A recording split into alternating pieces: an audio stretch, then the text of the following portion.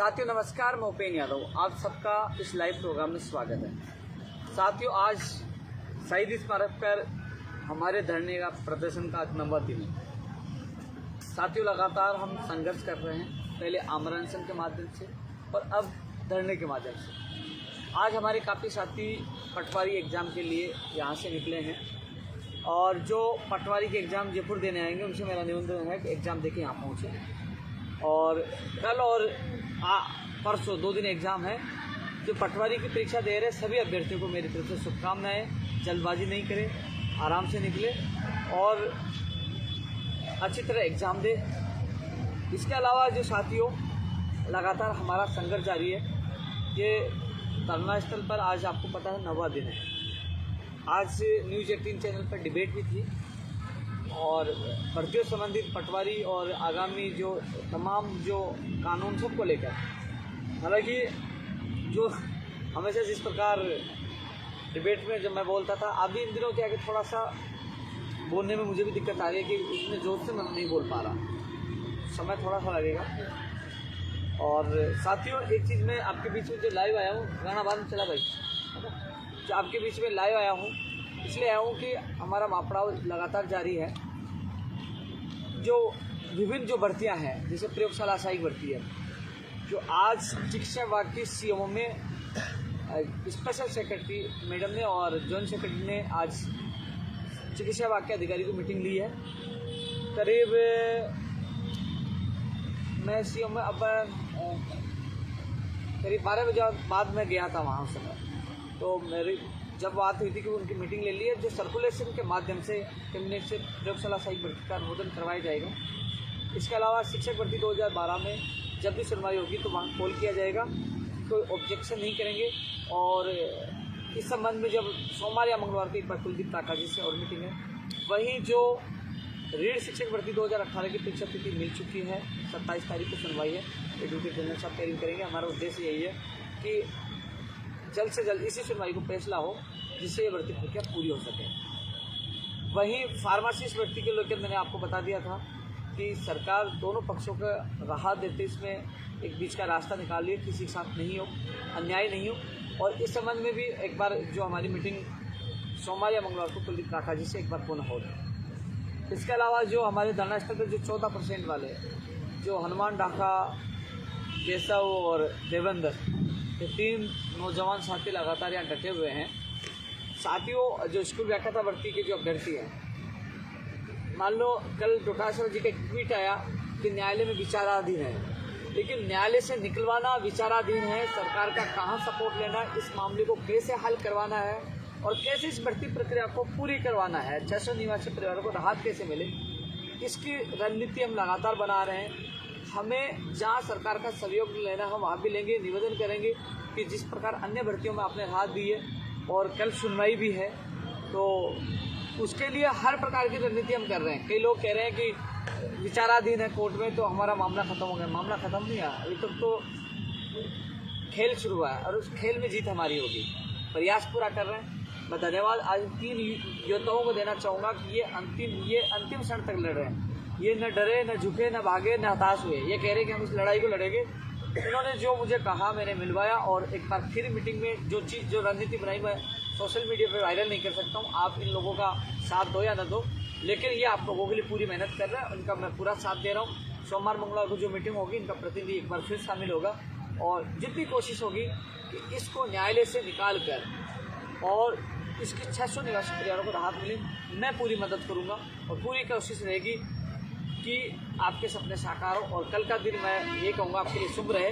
पूरी कोशिश, हर प्रकार से कोशिश करें, हर प्रकार से हम रणनीति बना रहे हैं। कुछ रणनीति डिस्क्लोज करने से कोई मतलब नहीं है, लेकिन ये जरूर कोशिश आप लोगों के लिए बेहतरीन हम कर रहे हैं।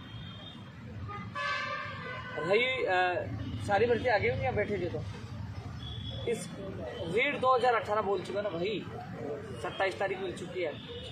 इसके अलावा साथियों, टेक्निकल हेल्पर भर्ती के लिए कोशिश यही जारी है, दिवाली से पहले हो। मैंने पहले सुबह लाइव में बोला था, कोशिश कर रहा हूँ। उन्होंने कहा 10 नवंबर तक उसकी विज्ञप्ति जारी हो जाएगी, लेकिन मैं कोशिश कर रहा हूँ। दीपावली उसकी जीत करके मैं बैठा हुआ हूँ, कोशिश कर रहा हूँ। वहीं एक बड़ी जीत मेरी ये भी है कि 19,000 पदों पर जो first grade, second grade, PTI, प्रयोगशाला सहायक पुस्तकालय अध्यक्ष, इन सब की भर्तियों की विज्ञप्तियाँ जल्द से जल्द जारी। उनकी घोषणा है, मैं चाहता हूँ फर्स्ट ग्रेड की पहले एग्जाम हो, उसके बाद सेकंड ग्रेड की हो, कि कई लोग सेकंड ग्रेड के फर्स्ट ग्रेड में चयन के बाद सीट खाली करके चले जाते हैं, क्योंकि बार बार और रही बात इसमें कम से कम एग्जाम के बीच में 6 महीने का समय दिया जाए।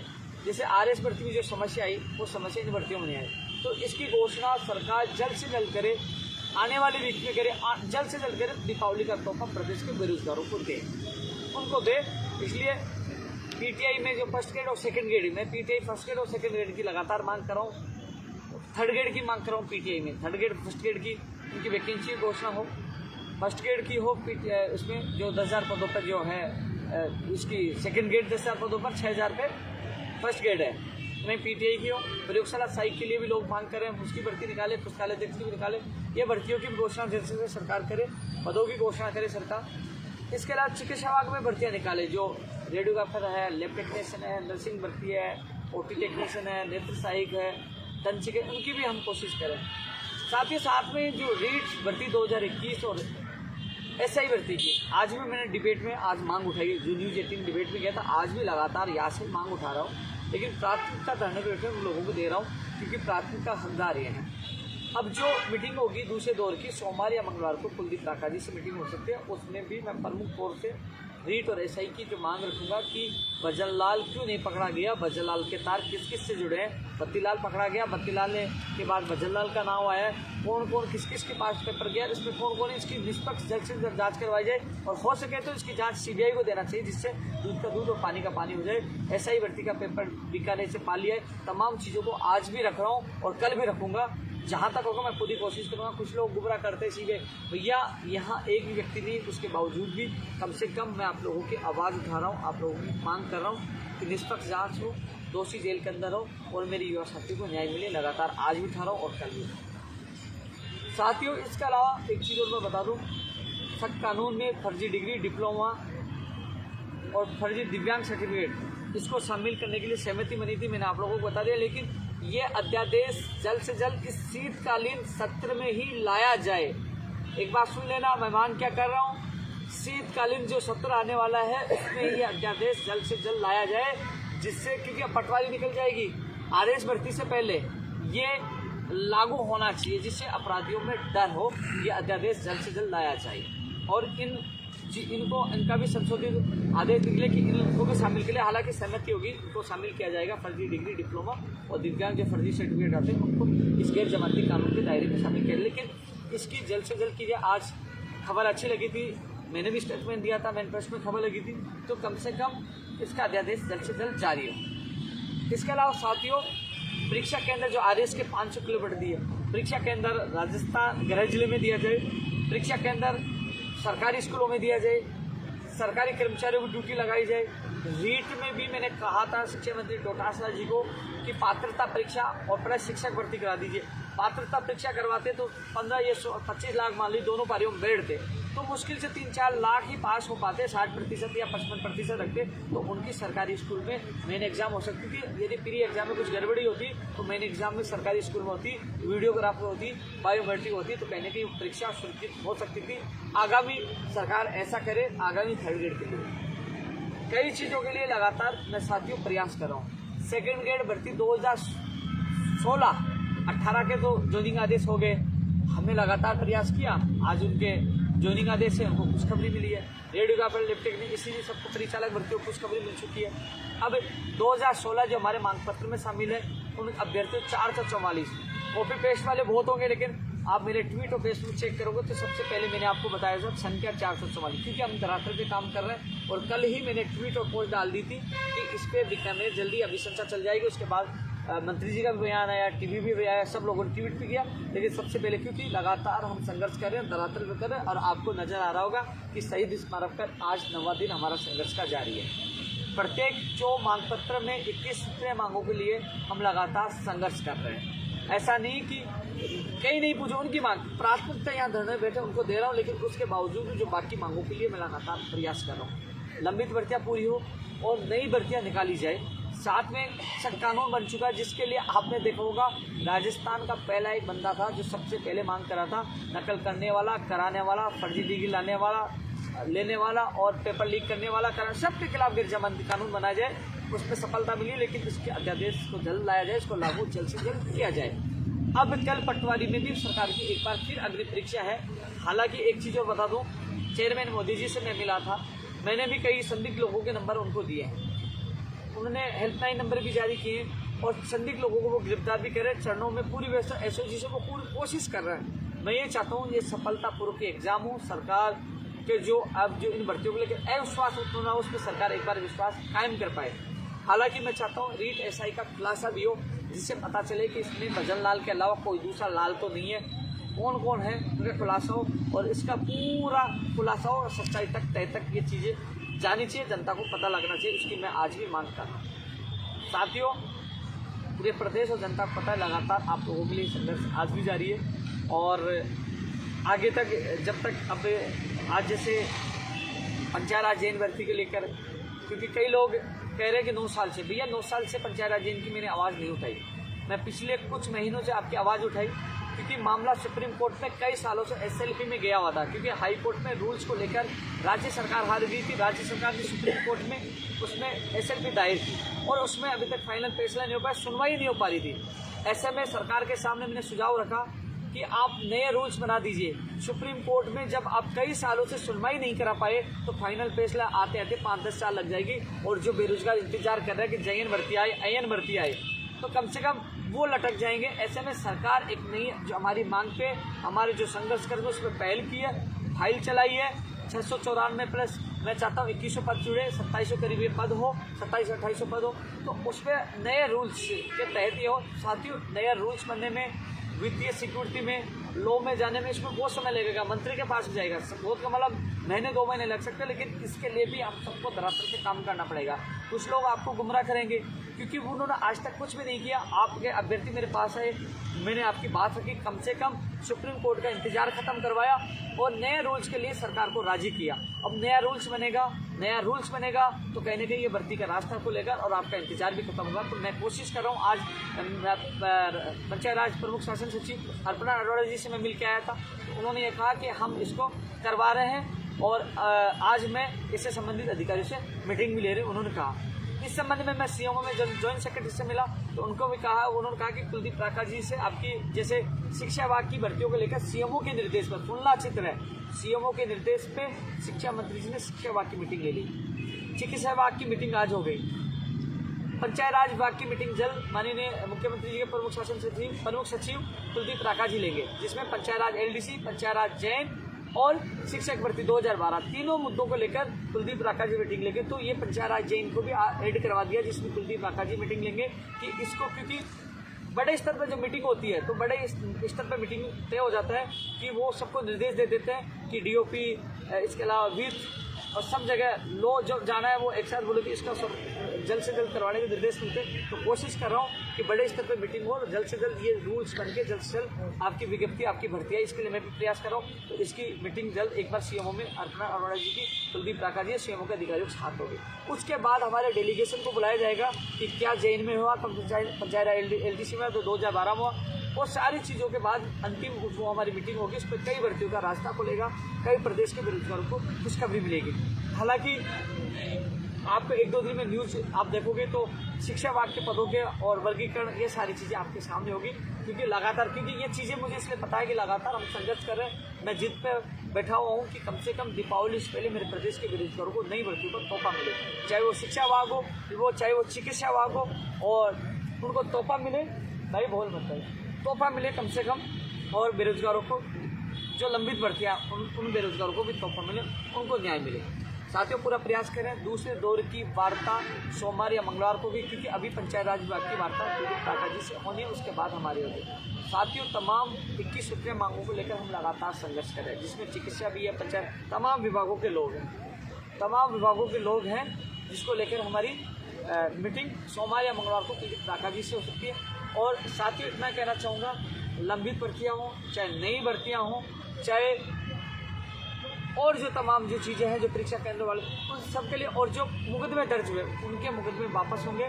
लगातार एक चीज़ बता दूं, प्रहलाद तंवर जी ये बैठे हैं, टोंक के रहने वाले, इनके बच्चे को मुकदमा लगा था, ये भी लगातार यहाँ बैठे हुए हैं। तो इनके मुकदमे भी वापस करवाने हैं। कई चीज़ों के लिए लगातार हम संघर्ष कर रहे हैं। इसके अलावा जो रेडियोग्राफर लैब टेक्नीशियन की जो सुनवाई है उस पर जल्द से जल्द उसका निस्तारण हो।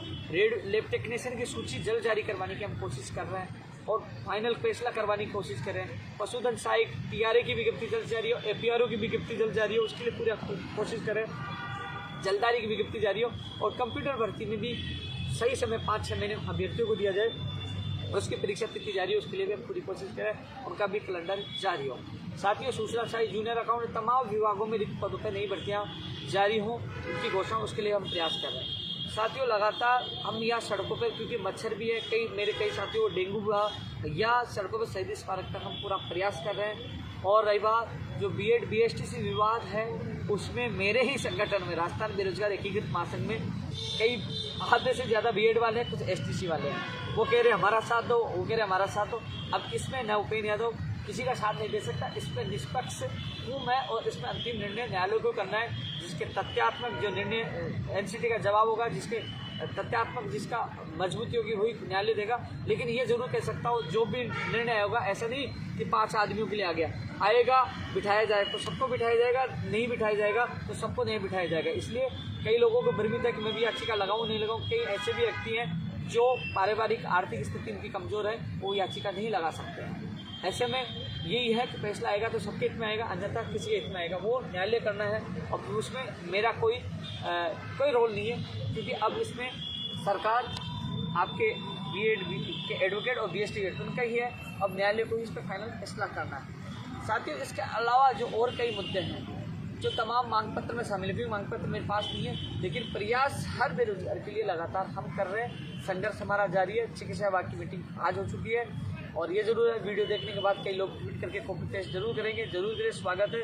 कॉपी पेस्ट से आपका लगातार काम चलता रहेगा। हम संघर्ष करेंगे, तल पे लड़ेंगे और जीतेंगे। अनशन भी हमने ऐसा किया कि सरकार के प्रतिनिधि को वहाँ ना पड़ा, क्योंकि जो ठान दे, झुकना नहीं जानते। मैंने पहले दिन से कहा कि हम नहीं जाएंगे, उनके प्रतिनिधि को आना पड़ेगा। आए, उसके बाद उन्होंने हमारी वार्ता वहाँ वार्ता का दौर शुरू करवाया, दूसरा दौर अब जारी होगा। और मैं इतना कह सकता हूँ कि हम जब तक धरने पे बैठे हैं, क्योंकि कल आपने देखा शिक्षक वरिष्ठ अध्यापक वृत्ति 2016 का भी आदेश जारी हुआ, तो धीरे धीरे यहाँ बैठे तो कई बेरोजगारों को राहत मिलेगी। जल्द 19,000 जो शिक्षा विभाग की उनकी भी घोषणा होगी, चिकित्सा विभाग की भी घोषणा होगी। लगातार हम यहाँ संघर्ष करें, उसका परिणाम भी लगातार आप लोगों प्रदेश के बेरोजगारों को मिलेगा। और मैं कोशिश कर रहा हूँ कि जो मीटिंग सेकंड दौर की हो, उसमें जहाँ धरना स्थल पर बैठे इन बेरोजगारों के चेहरे पे खुशी आए। लगातार हम प्रयास करें, लंबित भर्तियाँ पूरी हो, नई भर्तियों की घोषणा की जाए, और जो कानून में जो बदलाव थोड़ा सा हम करवाने की मांग की, उसका अधिसूचना अध्यादेश जल्द से जल्द जारी हो। तमाम चीज़ों के लिए हम लगातार संघर्ष करें। साथियों, एक और लाइव में आप लोगों से मिलेंगे, लेकिन कोई विशेष हो तो रविंद्र और बता दो, मैं भूल गया हूँ तो। एक शिक्षक, वो विशेष शिक्षकों के लिए 1000 पद तो अलग से आ रहे हैं, और इसमें भी कोशिश करें। आपकी बात मैं पूछा दूंगा, पहले पूछा, एक बार फिर मैं आपकी बात पूछा दूँगा, तो मैं और देख लेता हूँ एक बार।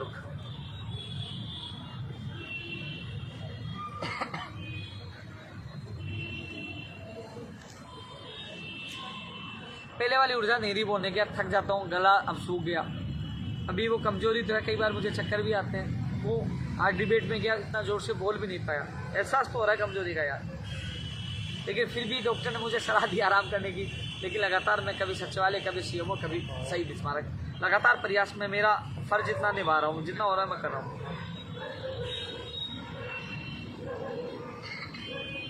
CHO की वेटिंग के लिए मैं प्रयास करूँगा। आज मीटिंग थी, लेकिन मैं अब जो मैं मिलूँगा तो CHO की वेटिंग के लिए मैं बात रखूँगा आपकी।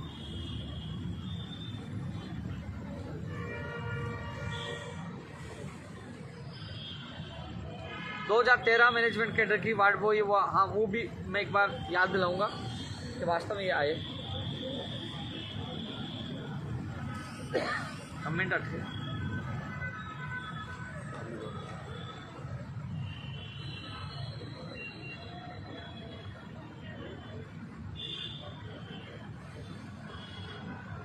तो वैसे भी यार काफ़ी समय मैं बोल चुका हूँ, लेकिन इतना कहना चाहूँगा कि संघर्ष करने वालों की कभी हार नहीं होती। संघर्ष हमेशा अच्छा उसका फल मिलता है संघर्ष का। लेकिन संघर्ष हमेशा तपस्या करवाता है। मुझे पता है कि कई बार परिस्थिति ऐसा होती है कि माहौल ऐसा बनता है, लेकिन ईमानदार और या सच्चा इंसान होगा उसकी हमेशा जीत होती है। कई बार आपने देखा होगा कई लोगों ने विपरीत माहौल बनाया, लेकिन ये भी प्रदेश के युवा को, उनके अभिभावक को, जनता को बताया कि आज जब बेरोजगार जब संकट में आए उपेंद्र यादव साथ था। आज बेरोजगार 9 दिन से यहाँ पड़े हुए हैं, लेकिन एक भी राजनेता इनके बीच में नहीं आया कि मैं आपके साथ हूँ। एक भी राजनेता जो युवा हितैषी होते हैं ट्वीट नहीं किया कि 9 दिन से लोग पड़े हुए हैं, कई लोग अनशन कर रहे हैं। युवाओं के राजनीति कर सकते हैं। एक बूम आता है, कुछ दिन आया, धरना प्रदर्शन किया। यदि कल पटवारी में कुछ गड़बड़ हो जाती है तो आप देखना राजनेताओं की भरमार ट्वीट, फेसबुक, सब जगह धरना प्रदर्शन में, क्योंकि उस समय उनको पता है कि भीड़ आएगी, आक्रोश होगा, नारेबाजी की, 2-4 दिन हाईलाइट, फिर घर। तो साथियों, आप जानिए पहचानिए कि लंबे समय से आपके संकट में साथ कौन रहता है। कानून से बनाने से लेकर लंबित भर्तियां, नई भर्तियों तक आपके साथ पहले भी था, आज भी बैठा हूँ, गया नहीं। आमरण अनशन समाप्त हुआ तो लोगों ने कहा कि धरना आंदोलन खत्म हुआ, आंदोलन खत्म नहीं हुआ। एसआई रीट के लिए, न्याय के लिए आज भी मांग कर रहा हूँ। और लोग, ऐसे लोग जो राजनेता है ना, वो तो इंतजार ही करते हैं कि पटवारी में कुछ गड़बड़ हो जिससे मैं मुद्दा उठाऊँ। तो साथियों, अल्प समय के लिए लोग ख्याति प्राप्त कर सकते हैं, लेकिन आजीवन वही लोग ख्याति प्राप्त करेंगे जो निस्वार्थ कोई किसी की सेवा करेगा, निस्वार्थ कोई काम करेगा। हालांकि आपको पता है कि धीरे धीरे पूरे प्रदेश की जनता के सामने सच्चाई आ रही है कि आज आप बता दीजिए, अलग अलग भर्तियों को लेकर यहाँ बैठे हुए 9 दिन तक आज वो क्यों नहीं आए। वो बेरोजगार हितैषी होते, ट्वीट करते, वीडियो डालते, मीडिया में बयान देते, आज तक उनका बयान क्यों नहीं आया। बयान भी आना चाहिए, ट्वीट भी करना चाहिए, समर्थन करना चाहिए कि युवा अनशन बैठे, वहाँ मशरूम बैठे, धूप में पहले दिन बैठे रहे, किसी का बयान नहीं आया। इससे सिद्ध क्या होता आप देख लीजिए, क्योंकि युवाओं के नाम पे राजनीति करना आसान है, लेकिन युवाओं का साथ देना आसान नहीं है। क्योंकि अब युवा समझ चुका है कि युवा समझदार है कि युवाओं को आसानी से बेवकूफ़ नहीं बनाया जा सकता, युवाओं के नाम पे आसानी से राजनीति नहीं की जा सकती है, क्योंकि अब युवा समझदार है। हालांकि कोशिश की जाती है IT सेल के माध्यम से उनको भ्रमित करने के लिए, कोशिश की जाती है अपने कार्यकर्ताओं के माध्यम से, अपने साथियों यार दोस्त के माध्यम से माहौल उल्टा बनाकर और अपना माहौल बनाने के लिए, लेकिन वो कोशिश धीरे धीरे नाकाम हो जाती है। वो कहते हैं ना कि झूठ ज़्यादा दिन नहीं चलती, हमेशा सच्चाई की जीत होती है। गांव में कहावत है, आंधड़ा का पानी ज़्यादा दूर नहीं चलता, तो वो चीज़ है, सच्चाई सबके सामने आती है। आज दमा दिन है, इनके बीच में हूँ, और जब जब मेरा बेरोजगार संकट में होगा इनके साथ रहूँगा। वार्ता का दौर शुरू है, वार्ता का दौर फिर होगा, और कुछ ना कुछ अभी तक ले चुके हैं। कानून हमने बनवा दिया, घोषणा हमने कई भर्तियों करवा दी, और आने वाले समय में कुछ लेके जाएंगे। एक चीज़ और ध्यान रखना, अब मैंने खुला मोर्चा खोला है, थोड़े दिन बाद यही लोग कहेंगे ये मैं बीजेपी का कार्य करता हूँ। मुझे बीजेपी का कहे, कांग्रेस का कहे, RLB का कहे, किसका भी कहे, मुझे कोई फर्क नहीं पड़ता। मैं मेरे बेरोजगारों का आज था, कल था, और जब तक मैं इस संगठन में हूँ हमेशा रहूँगा, क्योंकि मैं सच के लिए लड़ाई लड़ता हूँ और लड़ता रहूँगा। जय हिंद, जय भारत।